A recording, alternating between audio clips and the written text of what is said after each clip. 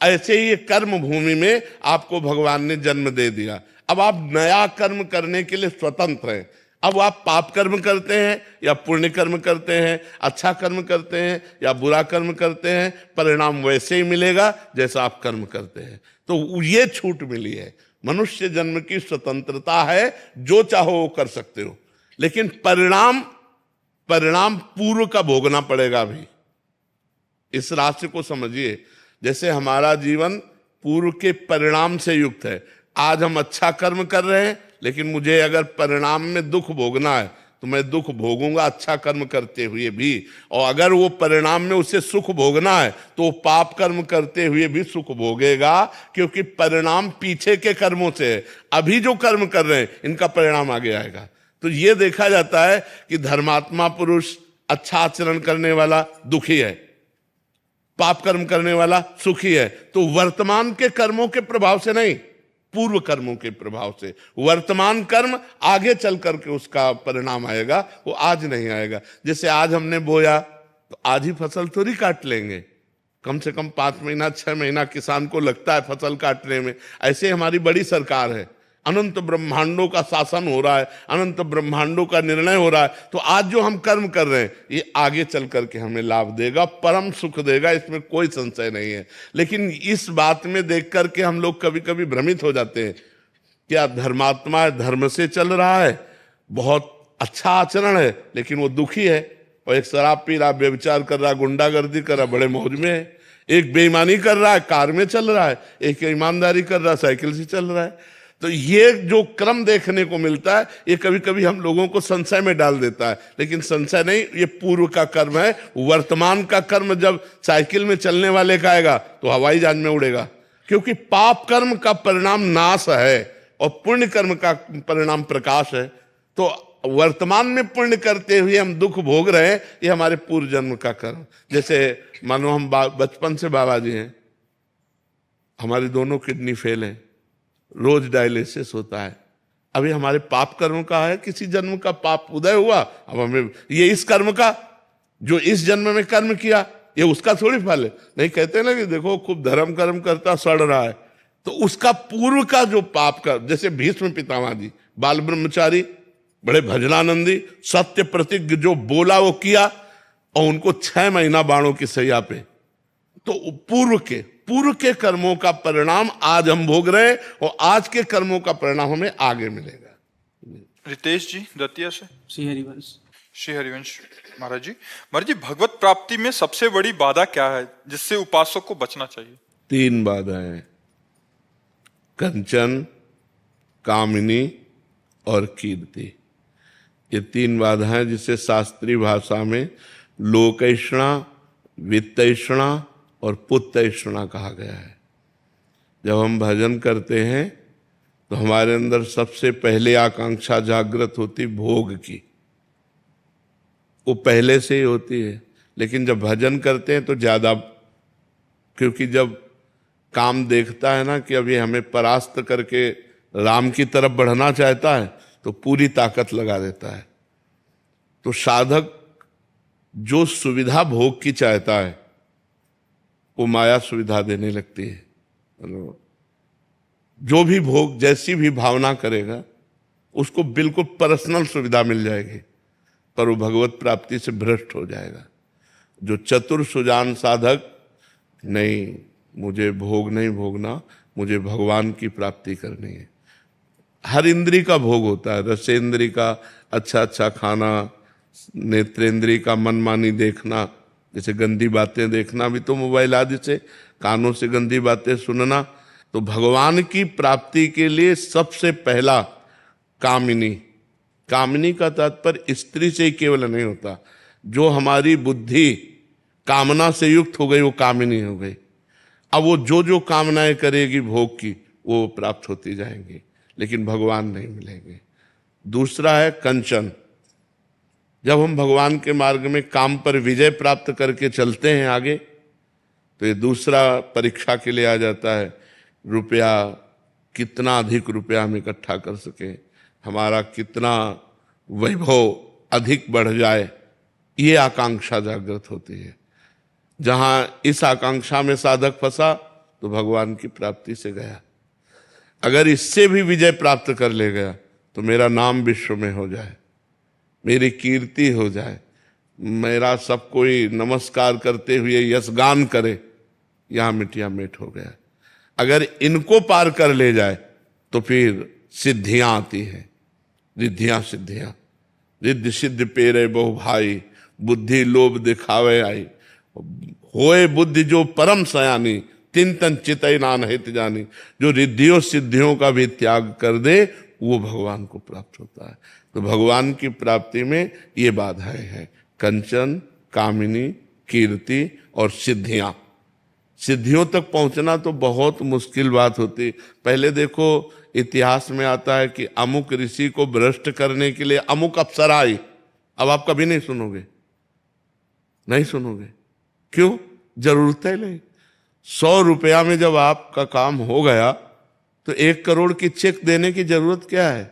हमारी बात समझ रहे ला? समझ में आ रही ना बात हमारी? हाँ, जब 100 रुपया में आप फेल हो गए तो 1 करोड़ की चेक भेज लेंगे। जब मृत्यु लोक के भोगों में आप फेल हो गए तो स्वर्ग के भोग देने की जरूरत क्या है? कोई बिरला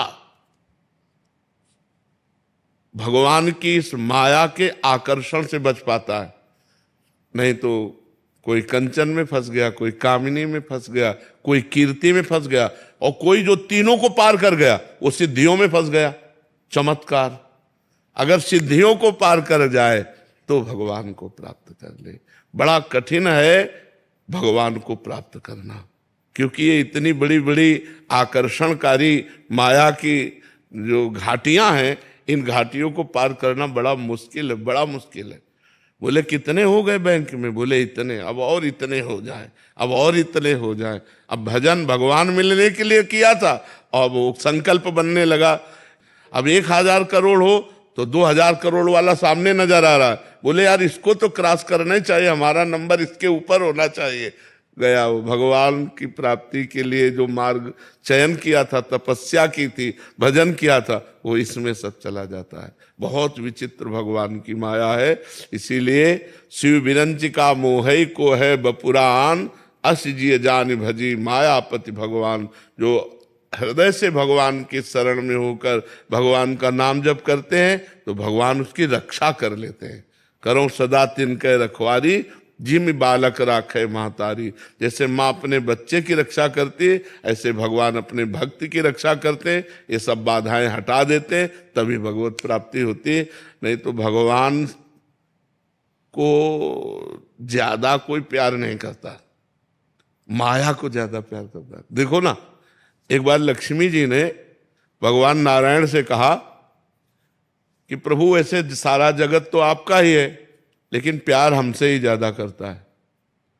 भगवान ने कहा नहीं भाई, ऐसी बात नहीं है, हमारे को ज्यादा प्यार करते। बोले चलो परीक्षा करते हैं। लक्ष्मी जी ने नारायण से कहा आप पहले जाओ इस घर में। तो एक सन्यासी का वेश रख करके भगवान नारायण के नारायण नारायण आओ स्वामी जी। वो बड़ा भगत था, चरणामृत उतारा, आरती की, संत भगवान बैठे। बस इतना कर ही रहा था कि एक फटे पुराने कपड़ों में बुढ़िया के रूप में लक्ष्मी मैया एक झोली लेकर के आई। बेटा हमको भी भूख लगी। बोले वो तो स्वामी जी को पवाने ही जा रहे हैं, आओ माता जी आप भी बैठ जाओ। तो माता जी को नीचे बैठाला और स्वामी जी तखत पे बैठे। अब भोजन परसता तो स्वामी जी को नारियल के पात्र में या मिट्टी के पात्र में ही पाना होता है, तो अपने पात्र, सन्यासी का उसी में पाना होता है। जैसे अपने लोग हैं मिट्टी के पात्र में पाते हैं, रज के पात्र में। लक्ष्मी जी ने अपनी झोली से निकाला सोने की थाली और सोने का कटोरा और सोने के। भगत ने देखा यार देखने को तो बढ़िया, लेकिन कमाल है। लक्ष्मी जी ने कहा हम बेटा किसी दूसरे के पात्रों में नहीं पाते, हम तो अपने पात्रों में पाते। चमकते हुए सब स्वर्ण और चांदी के पात्र सब में परोसा पाया और बोले बेटा ये पात्र ले जाओ, हम एक बार एक पात्र में पाते हैं, दोबारा ले। बोले मैया धो के ले आओ। मैंने धो के जरूरत नहीं है, ले। अच्छा बेटा चले। बोले नहीं मैया रुक जाओ। बोले जहां सन्यासी होते वहां हम नहीं रुकते।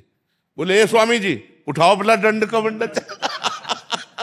माता जी रुकेगी, स्वामी जी निकाले, बेटा आज रात रुक ले तो बोले नहीं, माता जी ले जाएगी, आप लिखो क्योंकि हाँ। लक्ष्मी जी ने मुस्कुराया, नारायण की तरफ भी देखा, धक्के लगवा दिया।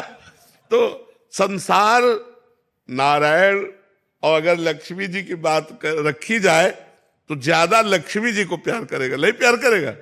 हाँ, ज्यादा माया को प्यार करेगा, मायापति भगवान को। अच्छा, इतने लोगों में अपने लोग, ईमानदारी से देखो, हम भगवान को कहाँ प्यार करते हैं? अगर हम आरती भी करते हैं, पूजा भी करते हैं, तो अपने कल्याण के लिए करते हैं, हमारा काम बन जाए, हमारी कामनाओं की पूर्ति हो जाए, हमारा मुकदमा जीत जाए, हमारा रोग ठीक हो जाए, हमारी अमुक समझ, हे भगवान ऐसा। तो हम भगवान को प्यार नहीं करते, हम भगवान को इसलिए पूजते हैं कि हमारी कामनाओं की पूर्ति हो जाए। कोई विरला भगवान को प्यार करता होगा, नहीं भगवान से भी हम लक्ष्मी जी मांगते हैं, नहीं मांगते भगवान हमको ऐसा। तो ये बहुत कठिन बात है कि हम भगवत प्राप्ति करना चाहें। तो कंचन, कामिनी, कीर्ति और सिद्धियां, ये भगवत प्राप्ति में बाधक हैं। इन पर जो विजय प्राप्त कर ले वो भगवान को प्राप्त कर ले। मोहित जी डबरा से। श्री हरिवंश महाराज जी। गुरुदेव, मैं और मेरे पिताजी रोज एक साथ एकांतिक देखते हैं। मेरे पिताजी का प्रश्न रहता है कि महाराज जी बचपन से बाबा जी रहे हैं, इन्हें घर गृहस्थी का इतना ज्ञान कैसे है? आपसे ज्ञान है। जो भजन करता है बहुत बुद्धिमान होता है। संसार के भोगों को छोड़ करके जो भजन में लगता है बहुत बुद्धिमान होता है। आप एक शब्द बोलोगे, हम तुरंत पकड़ लेंगे उसे, और उस शब्द को हम ऐसे नहीं, उसमें घुस के उसका पूरा रहस्य जानेंगे। साधु महात्माओं की बुद्धि ऐसे मत समझो कि जो छोटी बुद्धि होती है। आप जरा सा बोले, हम तुम्हारी पूरी हिस्ट्री समझ गए कि तुम क्या हो। जरा सी बात की तो समझ में आ गया तुम्हारा अध्यात्म कितना है, तुम्हारा परमार्थ कितना, तुम भ्रष्ट कितने हो, तुम कैसे चलते हो। तो जो गृहस्थी लोग तो मिल रहे हैं, हमसे मिल तो गृहस्थी लोग रहे ना। तो जब तुम अपनी बातें कर रहे हो तो गृहस्थी की तो कर रहे हो, तो सब जानकारी हमको क्यों नहीं हो जाएगी? एक 12 वर्ष का बच्चा कह रहा मैं हस्तमैथुन का शिकार हूं और मैं बहुत डिप्रेशन में हूं। अब हमारे समझ में आ गया ना कि 12 वर्ष का बच्चा भी हस्तमैथुन करके और अपने को डिस्टर्ब कर सकता है। एक 17 वर्ष की बच्ची कहती है मैं अपनी दादी को नशा करा करके रोज नए पुरुषों से भोग करती हूँ, शराब पीती हूँ, सिगरेट पीती हूँ। इसे पता चल गया कि नई बच्चियां व्यसन में जा रही और व्यभिचार में जा रही। तो हर बात का पता आपसे चल रहा है हमें। अब हमको हर बैच में तो आप ही से बात करनी है ना। हमारी पत्नी जो है हमारे साथ धोखा दे रही है, हमारा पति हमारे साथ धोखा करके पराई स्त्री से, तो हम पकड़ रहे हैं ना सब पूरी बातें। तो अब यही बातें जब हम आपको बोले इनको कैसे पता चला? क्योंकि आपसे पता चला। बहुत आकर्षित हो जाते हैं, अरे महाराज जी कैसे बता सकते हैं एकदम से सब कुछ जानकारी, सब कैसे? तो वही लगता है कि बड़ी प्रसन्नता होती है कि महाराज जी। नहीं, सबसे पहली बात होती है कि हम लोगों का एक तरीका होता है। जैसे आप बात कर रहे हो ना, तो हम आपकी पूरी जीवनी को देख रहे हैं। तो आपकी जीवनी देख करके मुझे पता चलता है ऐसे से ऐसा चल रहा है, ऐसे से ऐसा चल रहा है हमारे समाज में। पूरे ट्रक के बोरों को छेदा नहीं जाता, एक में परखी लगाए गए पूरे का दाम दे दिया जाता है, नहीं दे दिया जाता। ऐसे ही हमारे सामने जितने लोग हो, इतने लोगों से हम अनुमान लगाते हैं कि व्यसन का शिकार हो रहा है, कोई वीडियो देख करके गंदी फिल्मों का वो हस्तमैथुन का शिकार हो रहा है, कोई गंदे आचरणों का शिकार हो रहा है, कोई माता पिता को हिंसात्मक वृत्ति से देख करके नाना प्रकार के कष्ट दे रहे हैं। भक्ति को चाहने वाले कितने हैं? शुद्ध भाव को चाहने वाले बहुत कम लोग हैं, असत आचरण करने वाले बहुत लोग हैं। हमारा तात्पर्य उससे किसी को नीचा दिखाना नहीं, ऊपर उठाना है कि आप जो गलत मार्ग में चल रहे हो ऊपर उठिए।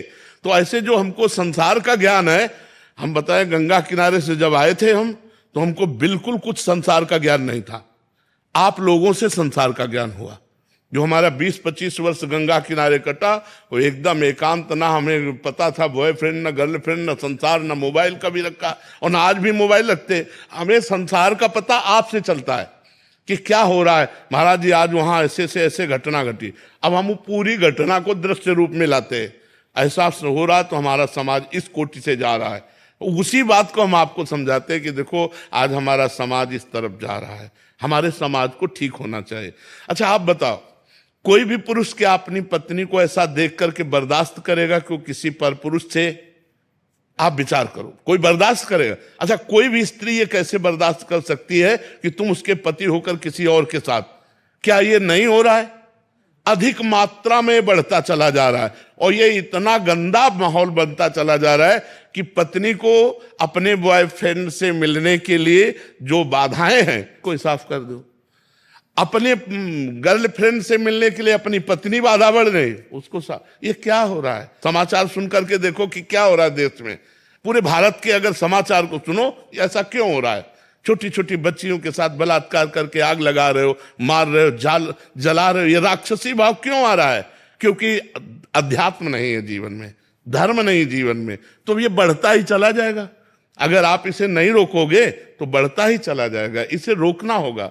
माता पिता अपने बच्चों को समझाएं, टीचर अपने बच्चों को आध्यात्मिक शिक्षा दें, जिससे उनके अंदर ये गलत जो धारणाएं बन रही।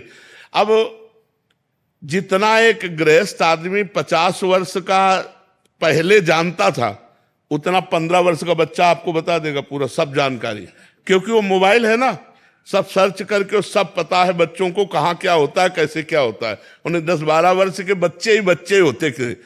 जब वो 12 वर्ष का बच्चा बोला ना मेरे गर्लफ्रेंड है, तो हम कहा कै साल के हो? बोले 12 के। तो हम कहा गजब हो गया, 12 साल का बच्चा और गर्लफ्रेंड। मतलब आश्चर्य की बात है कि नहीं? ये कलयुग का तमाशा है कि नहीं? अरे 12 साल के बच्चे को तो दुनिया से मतलब नहीं होता, खाया पिया खेला कूदा पढ़ा लिखा। तो आज का जो हमारा समाज है वो बुद्धिमान तो बहुत हो रहा है लेकिन विवेकवान नहीं हो रहा।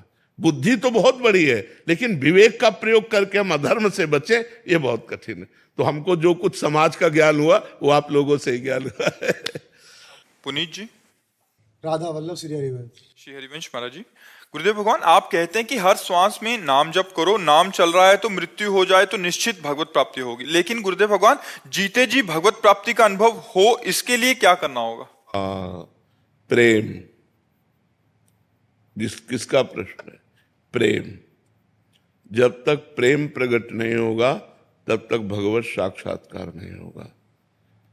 हरि व्यापक सर्वत्र समाना और प्रेम ते प्रगट होए मैं जाना। मिले ही न रघुपति बिनु अनुरागा। अनुरागा माने प्रेम। किए कोटि जप जोग विरागा। राम ही केवल प्रेम प्यारा, जान लेव सो जानन हारा। ए जानने वाले ये बात जान लो कि भगवान को केवल प्रेम से पाया जा सकता है।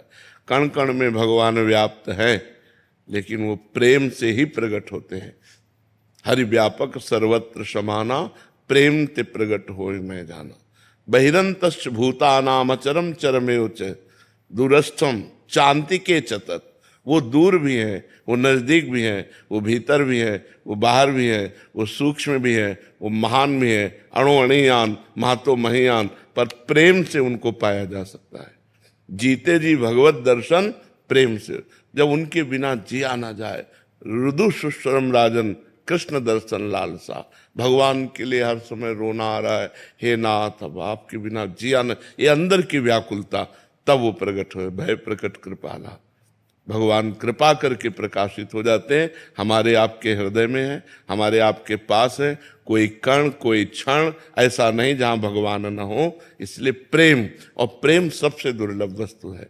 जब हमारा निष्काम भजन होता है और ऐसा भजन होता है, निष्पाप भजन होता है, कोई पाप आचरण नहीं होते, कामना नहीं रहती, तब वो कामना रहित भजन प्रेम प्रकाशित कर देता है। अभी तो विविध प्रकार की कामनाएं हैं तो भजन कामनाओं की पूर्ति में लग जाता है, और अगर हम कामना ना करें तो वही भजन विरह बन जाए, भगवान के बिना जिया ना जाए।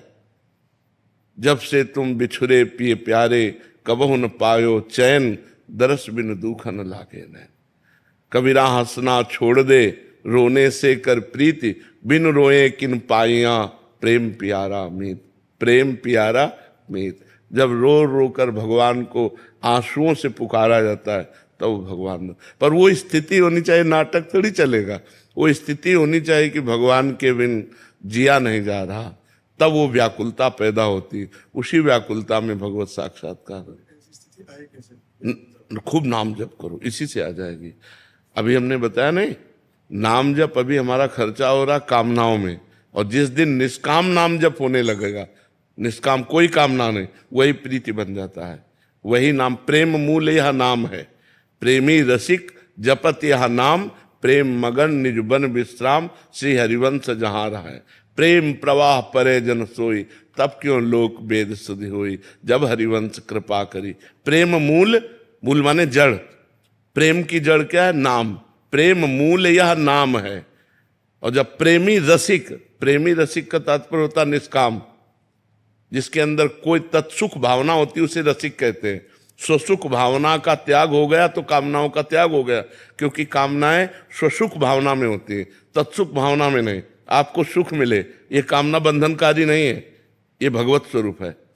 जैसे संतों के अंदर एक कामना रहती है, सर्वे भवन्तु सुखिनः, सर्वे सन्तु निरामयाः, सर्वे भद्राणि पश्यन्तु मां कश्चित् दुःख भाग भवेत्। सब सुखी रहे, सब स्वस्थ रहे, सब विकार रहित रहे।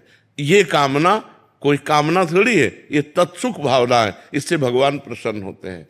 तो जब निष्काम भजन होता है तब वही प्रेम प्रकाशित कर देता है। तो जब तक हमारे अंदर आचरण पवित्र नहीं होंगे, भोजन पवित्र नहीं होगा, विचार पवित्र नहीं होंगे, तब तक हम शांति से नहीं रह पाएंगे, हम चैन से जी नहीं सकते। देखो ना, नहीं, डिप्रेशन का कारण क्या है?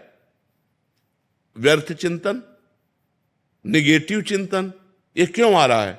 क्योंकि आपकी बुद्धि खराब हो गई है, बुद्धि काट नहीं पा रही चिंतन को, वही डूबती चली जा रही, वही डिप्रेशन में पहुंच। अधिक डिप्रेशन हो गया तो मरने का भय या मर जाना, दो बातें आती है। हर समय वो मरने के भय से डरता रहता है या मर जाऊं ऐसा लगता है। तो ये सब बातें बचाने के लिए ही हम बोल रहे हैं कि आप सावधान रहिए, आप गंदे आचरणों को त्यागिए। हमारा समाज बिगड़ रहा है, टोटल समाज बिगड़ रहा है। छोटे छोटे बच्चे बच्चियां अपने आदतों से गलत मार्ग में जा रहे हैं, इसको कौन रोकेगा?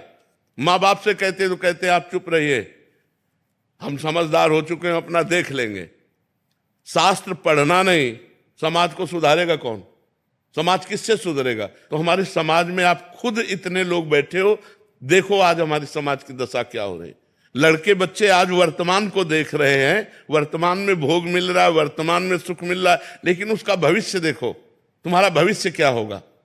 तो भविष्य की तरफ देखने के लिए अध्यात्म होता है, और अध्यात्म है नहीं दिमागों में। तो इसलिए बहुत सावधानी का हमारा जीवन होना चाहिए। अभी एक लड़का एक लड़की से बोला हमारे साथ ब्याह करो, उसकी गर्लफ्रेंड थी, उसने ना कर दिया, गोली मार दिया और अपने को सुसाइड कर दिया। गए ना दो बच्चे, बुद्धि की हीनता में दो जाने गई।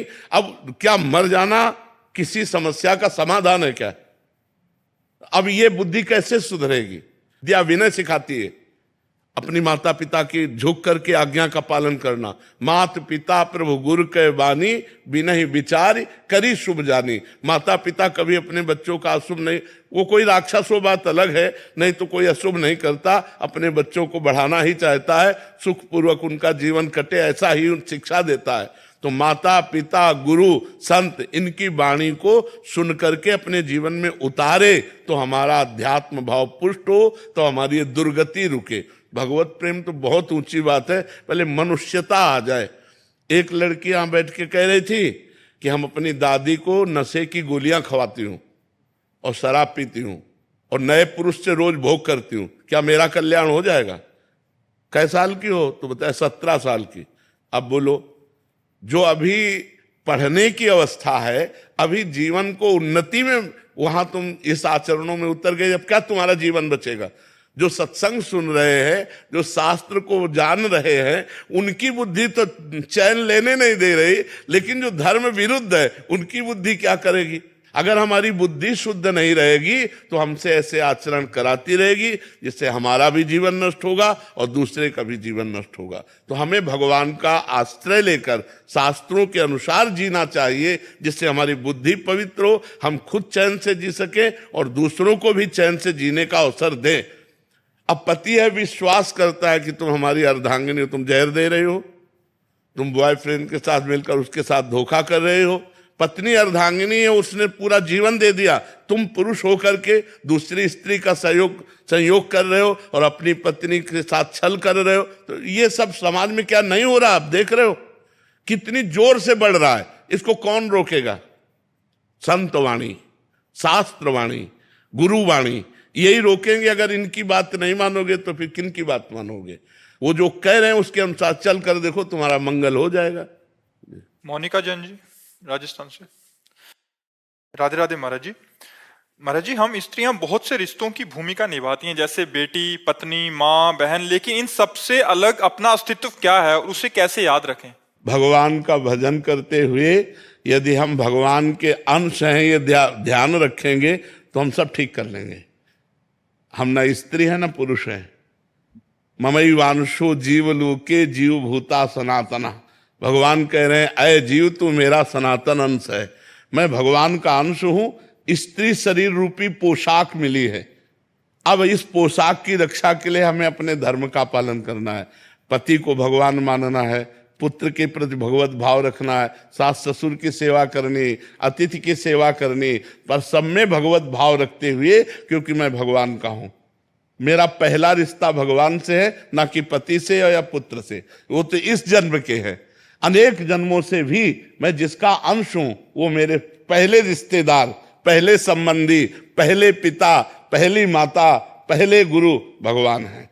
उनका आश्रय लेकर यदि हम अपने पति को भगवान माने, अपने पुत्र में भगवान को देखें, अपने परिवार में भगवान को देखें, तो हम सब कुछ सह सकते हैं। प्रतिकूलता को भी, पति प्रतिकूल आचरण करे तो भी हम सह सकते हैं, क्योंकि हम उसे अपना भगवान मानते हैं। तो एक बहुत अच्छी सदगृहस्थी आप चला सकती हैं और इसी जन्म में भगवत प्राप्ति कर सकती है, क्योंकि भगवान से अपना संबंध और भगवान का स्मरण और परिवार की सेवा बस बढ़िया बात बन गई।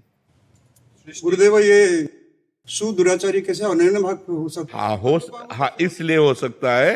भगवान ने कहा, अपिचेत सुदुराचारो भजते माम अनन्य भाग साधुरेव समंतव्य सम्यक व्यवसिता। ऐसा जैसे आज तक हमने सुदुराचारी का मतलब सांगो पांग पाप करने वाला, मतलब कोई भी अंग नहीं छूटा पाप का, सब पाप किया।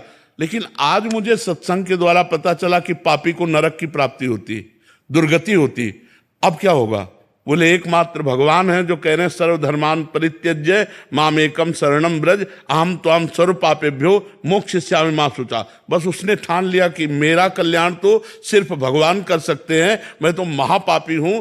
आज से मैं भगवान की शरण लेता हूं और आज से संकल्प करता हूं, अब लो नसानी अब ना नसयो। उसको भगवान का अनन्य भक्त कहते हैं। गुरुदेव, वो तो सांगो पांगो कैसे हो सकता है? उसका जो अनन्य भाग कैसा हो सकता है? जब बिल्कुल अनन्य हो सकता है। अंदर की बात देखो, जब चारों तरफ से आपको थूका जा रहा हो और आपका खुद हृदय कह रहा है कि मैं बहुत नीच हूं, और एक जगह रास्ता मिल रहा हो कि हम आपको कह रहे हैं आ जाओ गले लगा ले, तो आप अनन्य नहीं हो जाओगे हमारे? भगवान की माया दूर होती है। तो भगवान उसको आदेश कर रहे हैं। भगवान कह रहे साधुरेव समंतव्या, तुम उसे साधु मानो क्योंकि मैं बनाऊंगा, करो सद्य त्यय साधु समाना। और जब भगवान साधु बनाएंगे तो दुराचारी को साधु बनाने में कितनी देर लगती है? देखो, लोहे में कभी क्षमता नहीं कि वो मुकुट बनकर देवताओं के माथे पे विराजमान हो जाए, लेकिन वही लोहा जब पारस के संस्पर्श को प्राप्त होता है, वो सोना बनकर मुकुट बनने की योग्यता प्राप्त कर लेता है। और पारस कभी ये नहीं देखती कि ये पंडित जी के घर का लोहा है कि ये कसाई के हाथ का लोहा है, वो छूते ही सोना बना देगी। ऐसे ही भगवान की कृपा, चाहे कोई भजनानंदी हो चाहे कोई घोर पापी हो, दोनों को बराबर सदगति देने के लिए गरज रही। इसलिए भगवान की जय बोली जाती है, उनकी कृपा मनाई जाती है। वो घोर दुराचारी को भी महात्मा बना देंगे। घोर दुराचारी को भी भगवान कह रहे हैं इसी श्लोक में, साधुरेव समंतव्या सम्यक व्यवसिता। ऐसा उसने सम्यक बुद्धि से सोच लिया कि मैं भगवान का हूं, भगवान ही मेरा उद्धार करेंगे, तो मैं साधु बनाऊंगा। करो सद्य त्यय साधु समाना क्षिप्रम भवति धर्मात्मा। मैं उसे धर्मात्मा और जिसे भगवान महात्मा बनाना चाहे तो आप सोचो कैसे बदल सकता है? जैसे एक जंगहा लोहा पैरों के नीचे पड़ा है और पारस छू गई, सोना बन गया, और वो माथे में वो मुकुट बन के चमक रहा है। वो लोहे की महिमा नहीं है, वो पारस की महिमा है। उसमें उस दुराचारी की बात नहीं, उसमें भगवान की कृपा की बात है। सृष्टि श्राप जी। राधे राधे महाराज जी। महाराज जी, अगर मन बहुत व्याकुल, दुखी और विचलित हो तो कैसे उबर सकते हैं? भगवान, जब मन बहुत व्याकुल हो, विचलित हो, कोई सहारा ना दिखाई दे रहा हो, तो भगवान का आश्रय ले लो, बड़ी शांति मिलेगी। राधा राधा राधा राधा राधा नाम जप करने लगो, देखो शांति मिलती है कि नहीं। हर दुखों का एक ही निवारण का उपाय है, जा सुनाम भव भेषज हरन घोर त्रय शूल। दैहिक दैविक भौतिक तीनों तापों का नाश करने की सामर्थ और आवागमन से मुक्त करने की सामर्थ भगवान के नाम में है। खूब नाम जप करो, तुरंत शांति का अनुभव होगा। भगवान का आश्रय ले लो, तुरंत आपको आनंद का अनुभव होगा, क्योंकि भगवान आनंद सिंधु हैं, भगवान शांताकारम है। भगवान के आश्रय के बिना शांति और आनंद का अनुभव नहीं हो सकता।